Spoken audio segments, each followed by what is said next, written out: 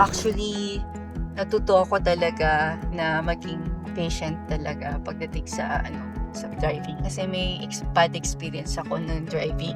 So doon ko talaga natutunan yung patience pagdating sa driving na pwede ka magbigay or kung something like mga ganyan na talaga, iwas ka na. Hindi mo na bababaan or something. Hindi ka na makikipagsalubungan ng galit or something. That was parang 2000, if I'm not mistaken, parang 2009 yata. So, hindi pa ganun ka, ang doon sa area na yon. So, hindi pa maliwanag. So, natutunan ko talaga yung patience pagdating sa driving. Pag may, kahit na tricycle, nag-overtake sa ako. First car ko talaga, ang tawag namin talaga Bob car. Bob car kasi kulay blue siya. Actually, manual. Pero dahil sa Bob car siya, naging matic na siya. Hanggang sa gear 2 lang ako. Tapos lagi sasabihin ng mga anak ko nung maliliit sila, Mami, na-overtake na tayo ng kalesa. Ganun lagi sabi ng mga anak ko, Mami, na-overtake na tayo kalesa, bilisan mo naman. Tapos alam mo yung may time pa na titirik talaga siya sa titirik talaga siya sa kalsada. Tapos sasabihin, tapon mo na yan! Ganun mo yung mga tapos. Tapos tapon mo na yan! Ganun sila talaga. So, that was my first car. Tapos, hanggang sa natuto ako, and then, nagkaroon ako ng matic na car. Second hand, na galing sa father-in-law ko. So, yun yung second car ko. And then, my third one, parang Navara. Nagkaroon ako ng Navara na sasakyan, malaking sasakyan. And I was driving that na buntis pa ako.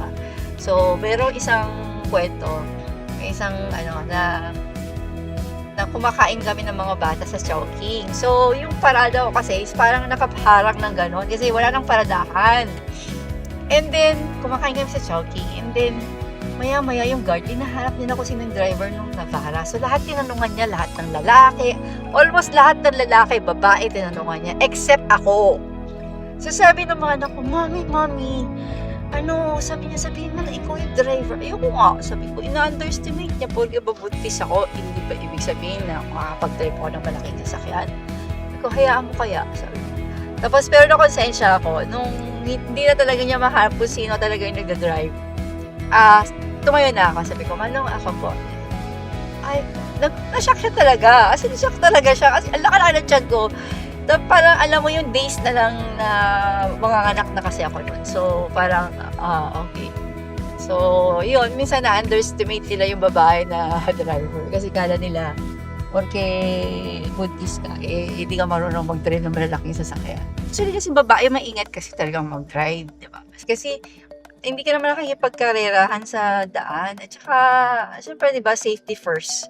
Lagi, iniisip mo. And, ayaw mo naman na may mangyaring mapabangga ka or something, or makabangga ka or something, ikaw yung banggain kasi hassle eh. Pero may mawawalan ka ng sasakyan, dadalhin to sa kasa. So, ano yung sasakyan mo, di ba? Buti sana kung sandamakmak ang sasakyan mo, di ba? Kung ito lang yung sasakyan mo. O, tapos pa. Minsan may time na ganun eh. Yung sabi kasi sa akin, babae kasi yung driver. Parang nagpa-park kasi ako sa grocery or something. Siyempre, kailangan, tinitingnan mo siyempre, dahan-dahan ka sa pagpa-park. And then sabi sa akin nung tricycle driver, ay, babae driver, sabi niya. Tapos binabaan ko talaga siya. Sabi ko, Manong, anong problema mo pag babae ang driver? Sabi sa kanya. Ginano ko talaga siya. Ay, awan ma'am, kunyari ko lang, sabi naman niya sa lang. So, parang, minsan alam mo yon yung meron pa ring, tawag to, discrimination when it comes to yung pagdadrive ng babae tsaka sa lalaki. Kasi, kala nila, hindi magagawa ng babae, yung nagagawa ng lalaki. Which is, very wrong. Diba? Oo. Alam mo, ako nga, minsan, pag mag-aayos nga ako ng mga ilaw-ilaw, mga ganun eh. Diba? So, kaya din ng babae yan. Diba? Hindi lang lalaki. Ito, lagi kong dinadrive to, binabalik-balikan ko lang to. Gusto ko lang makita tong bridge na to. Masyang scenery na yan.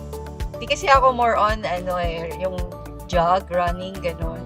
Hindi ako mahilig sa ganun. more on ano ako talaga, driving, ganyan. At minsan talaga hindi mo maiwasan na talagang may kahit ganun ka ingat, may mga talagang hindi sila maiingat. Yun ang nakakatakot na kahit na ikaw maingat ka, sobrang ingat ka, pero may mga taong hindi talaga maingat.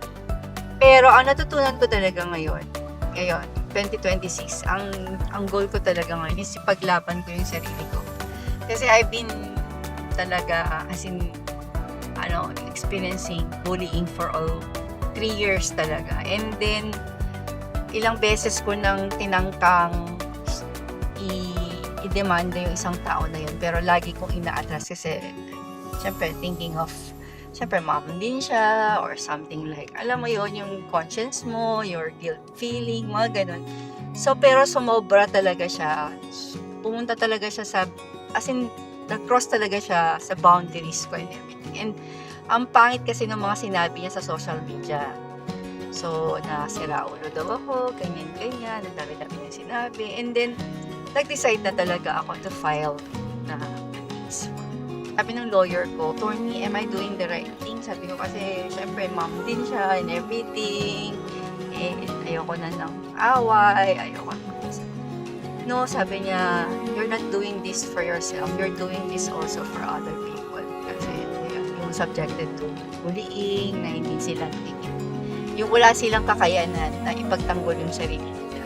So, it's high time, sabi niya, na may managot sa mga ganitong mga bagay. Tsaka ngayon pala, grabe. Kahit pag may pinost ka, tapos pinost mo yung name and everything. Tapos, very, kasi talagang accountable talaga sila. Just be cautious. Iwas na lang sa ganun. So, ganun na lang guys. Sana may natutunan kayo sa lahat ng mga sinabi ko. And just enjoy life because life is too short.